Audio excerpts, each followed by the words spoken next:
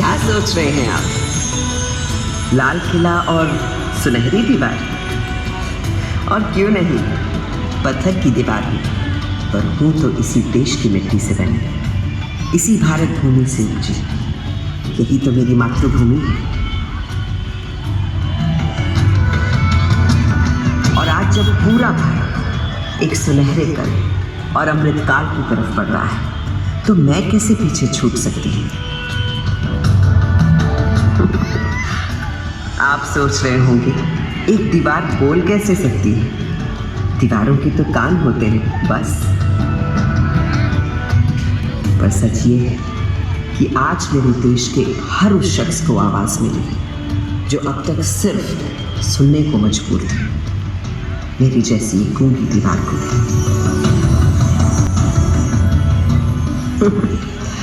ऐसा नहीं कि सुनहरा समय मेरी मातृभूमि ने पहली बार देखा। मेरा भारत तो हमेशा से सोने की चिड़िया कहलाता था और एक के बाद एक कई स्वर्णिम काल देखता रहा है। अब मेरी जन्म कुंडली ही देख लीजिए।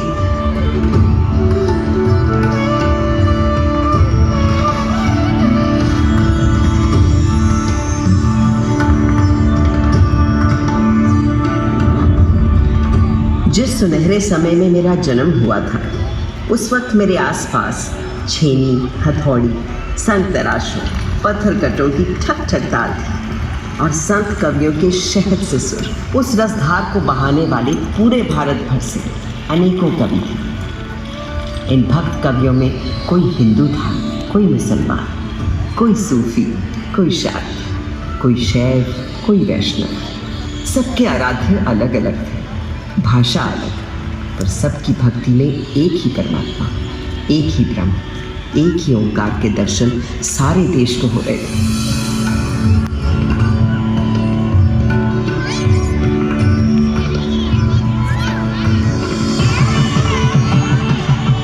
यही तो दिखता है हमारे देश के त्योहारों में, जब एक ही दिन, एक ही मुहूर्त, जैसे मकर संक्रांति पर खिलाते हैं अलग अलग उत्सव रंग।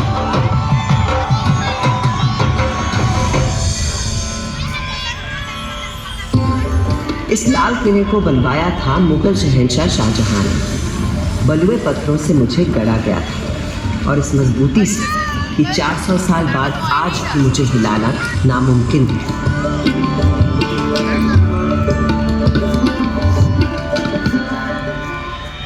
बिल्कुल उसी तरह जैसे है मेरे देश के विचार, सिद्धांत, उसूल।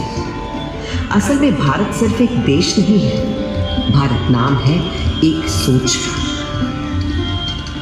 मुझे बनाने वाले मुगल तो हिंदुस्तान में मेहमान बनकर आए थे, पर फिर यहीं के होकर रह गए। भारत ने तो हमेशा हर विश्वास, हर विचार के लोगों को अपना समझकर अपनाया है और कहा है अतिथि देवो भव।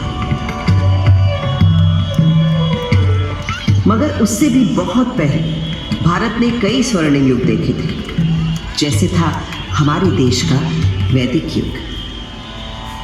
सरित सरस्वती नदी के तीर बैठे जब ऋषि मुनि गंभीर, समिधा अग्नि आहुति और यज्ञ तपस्या कर हुए सब प्रज्ञ, रचने लगे वो वेद पुराण ऋग अथर्व यजुर और साम, शोध किए सब जीवन तत्व, खोज निकला प्रकृति का सत्व, जीवात्मा परमात्मा है एक, माया ब्रह्म से लगे अनेक, आत्मा अजर अमर अछेद, अनादि अनंत अखंड अभेद।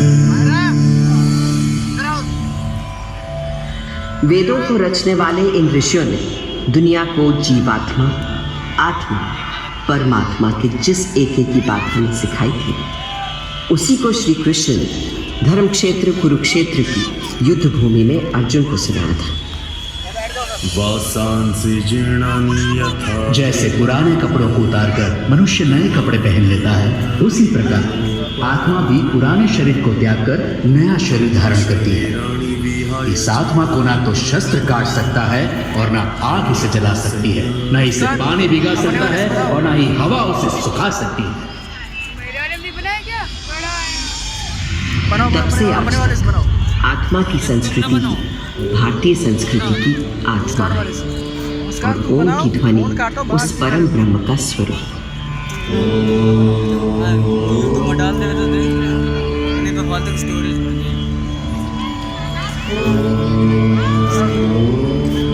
आज सरस्वती भले ही आंखों से ओझल हो गई हो, पर नासा के सर्वेक्षण बताते हैं कि सरस्वती अभी तक जीवित है और अब धरती के भीतर भीतर बहती है।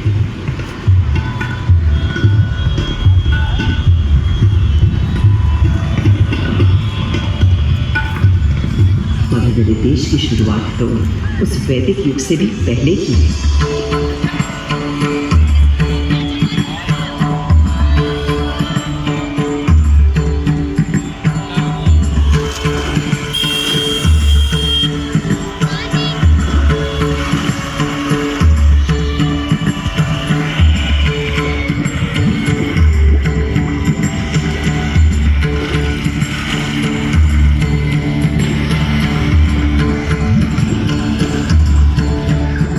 सिंधु के किनारे एक ऐसी सभ्यता उभरी, निखरी, संवरी जो संसार में कभी भी कहीं भी नहीं देखी थी। उस वक्त के हमारे शहर थे smart intelligent cities. This was a wonder called India. 5000 साल पहले जो बुनियाद सिंधु सरस्वती सभ्यता के समय डाली गई थी, वो आज हमारे भारत का आधार है। संस्कृति का ऐसा अखंड अटूट सिलसिला आपको संसार में कहीं भी नहीं मिलता। हमारा देश नए को अपनाते हुए भी कभी पुराने को नहीं भुलाता। इसीलिए तो कल का भारत आज भी जीवित है और कल भी रहेगा।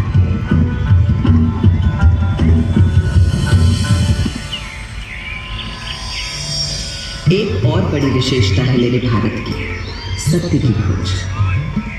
भारत नाम का अर्थ ही है भा यानी प्रकाश और उसकी खोज में लगा हुआ व्यक्ति। प्रकाश यानी सत्य की खोज में केवल योगी, मुनि, ऋषि ही नहीं, सुख सुविधा में पले बढ़े राजा राजकुमार भी किसी से कम नहीं रहे।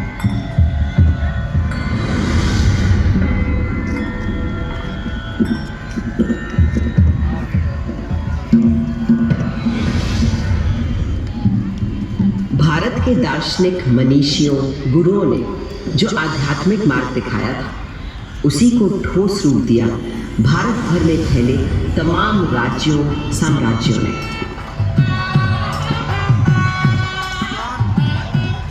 दूसरी तरफ थे हमारे अभूतपूर्व वैज्ञानिक, गणितज्ञ, खगोल शास्त्री और वैद्य। हजारों बरस पहले पृथ्वी की परिधि की सही नाप, मंगल और चंद्र तक का फासला और धरती से सूर्य की बराबर दूरी, सब बिना किसी दूरबीन या उपग्रह का सहारा लिए, केवल अपनी गणित, बीजगणित, ज्यामिति और खगोल ज्ञान से। ये उन्हीं पुरातन खगोल शास्त्रियों से मिले संस्कार हैं कि आज भारत अंतरिक्ष अन्वेषण में एक अग्रणी देश है। सहस्त्राब्दियों पहले कणादि आदि गुरु थे अणु को पहचानने वाले। फिर क्या आश्चर्य कि नई दुनिया में अणु शक्ति को साधने वाले देशों में हम हमेशा आगे रहे। योग में तन से मन और मन से आध्यात्म के योग के सूत्र ढूंढ निकाल रहे थे पतंजलि जैसे ऋषि। और आज 21 जून को पूरा विश्व योग दिवस मनाता है। वहीं विद्वान वैद्य मानव शरीर के छुपे हुए राज और हर बीमारी का इलाज खोज रहे थे। सर्जरी की भी शुरुआत इन वैद्यों ने कर डाली थी। अब कटे अंगों को जोड़ने के लिए प्लास्टिक सर्जरी की थी।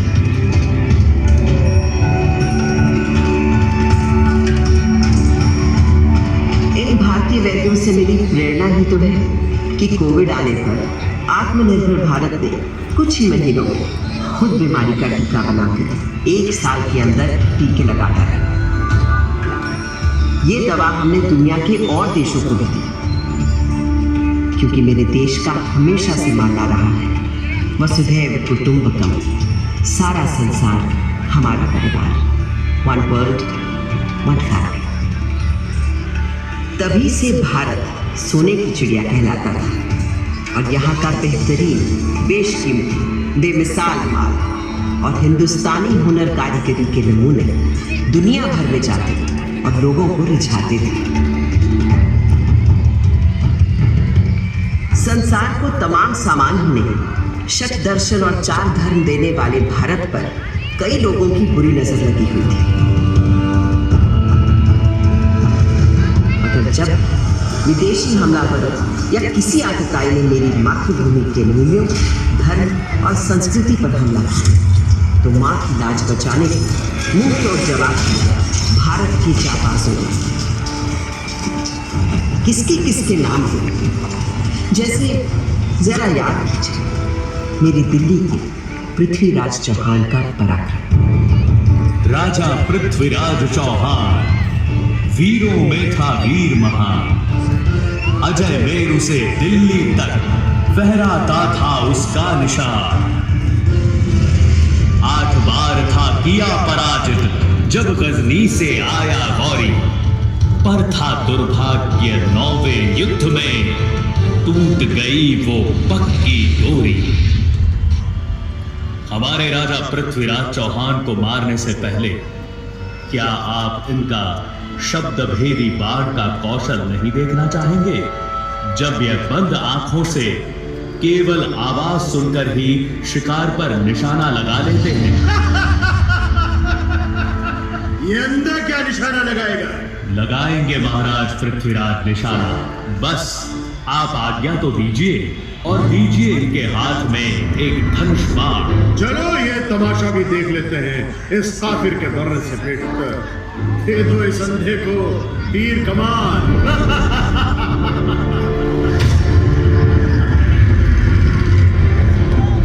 4 बांस 24 गज अंगुल अष्ट प्रमाण, ताऊ पर सुल्तान है मत चूक्यो चौहान।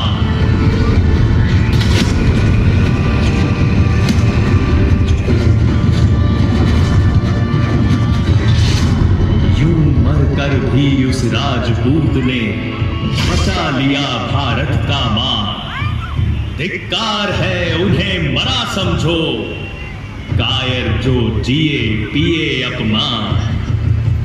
इन वीरों के बलिदानों से ही भारत है आज बना महान। भारत के दुश्मन कभी समझ ही नहीं पाए कि वो हमारे शरीर को घायल कर सकते हैं, मार सकते हैं, पर वो भारत की आत्मा कभी नहीं मार पाएंगे।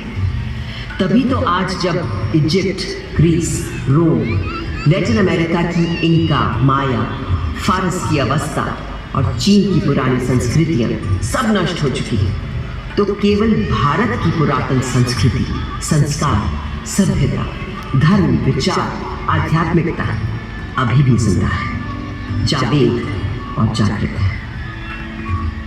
आज भी घर की पहली रोटी गाय को दी जाती है। आज भी सुबह सुबह लोग चींटियों को आटा खिलाते हैं। हर घर आंगन पोल में चिड़ियों के लिए दाना पानी रखा जाता है। आज भी हम पेड़ों, प्रकृति, निसर्ग को किसी देवता सा पूजते हैं और नदियों को माँ मानते हैं। और ये सब तब से जब किसी ने एनवायरमेंटल बैलेंस और क्लाइमेट चेंज का नाम भी नहीं सुना था। मेरे भारत पर एक काला साया तब पड़ा जब गोरे अंग्रेजों ने छल बल से हमें अपना गुलाम बना लिया। पर ये सूरत गैरतमंद हिंदुस्तानियों को कतई कबूल नहीं। सन था 1857।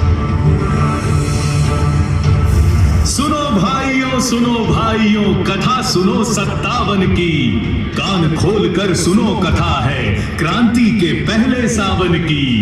अंग्रेजों की धूप कड़ी थी, धरती पर थी आफत, 57 की गर्मी पाकर खिल उठी थी बगावत। सारे भारत में आग लगी थी, क्या झांसी क्या अंबाला, पंजाब बिहार अवध झारखंड, दिल्ली हो या बंगाला। वो क्रांति भले ही कुचल दी गई, पर उसी दिन से शुरू हो गया था एक नया स्वतंत्रता संग्राम।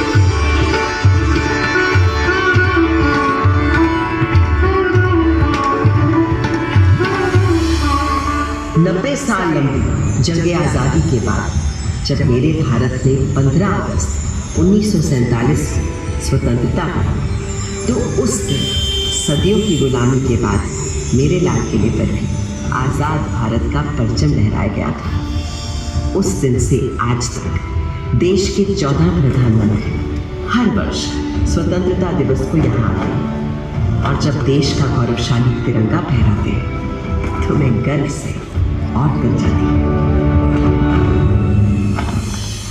नव भारत ने था गढ़ डाला संवेशी एक खरा संविधान, सब जनगण को अधिकार दिए, थी अपने देश की सोच महान। जब भूख लगी तो हरित क्रांति कर भंडारे भर गए किसान, शक्ति ऊर्जा के पूरण को हम तोड़ गए अपने विद्वान।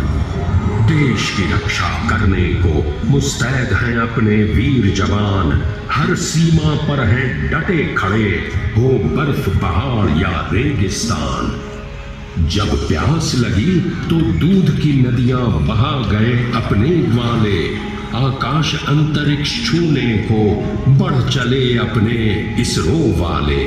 छुआ चंद्र कभी कभी मंगल ग्रह, ऐसे हैं मंसूबे अपने, भारत है करने आज खड़ा अपने पूरे सारे सपने।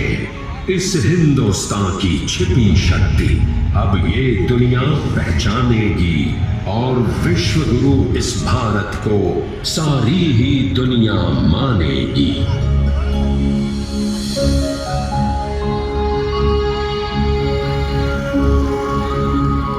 400 सालों में मैंने बहुत कुछ बदल के देखा है, पर जिस तेजी से अपने देश में बदलाव आज मैं देख रही हूँ वो अद्भुत है, अद्वितीय है। और मुझे विश्वास है भारत एक ऐसा उन्नत, विकसित, उज्ज्वलित भारत होगा जिसे शायद मैं भी पहचान नहीं पाऊंगी।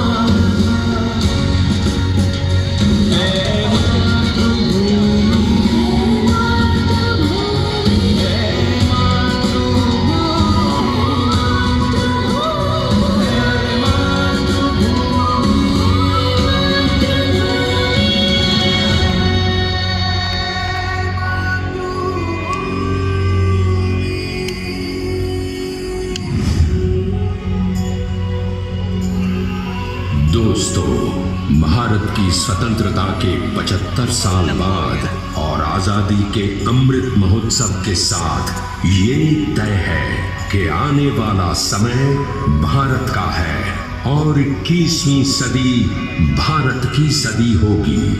आज भारत देश के पास कुछ कर गुजरने का मौका है। आज हम सबके पास अपने हुनर, हौसले, हिम्मत को सामने लाने का मौका है। आज सिर्फ अपने देश की ही नहीं, पूरी मानवता की सेवा करने का हम सब भारतवासियों के पास मौका है।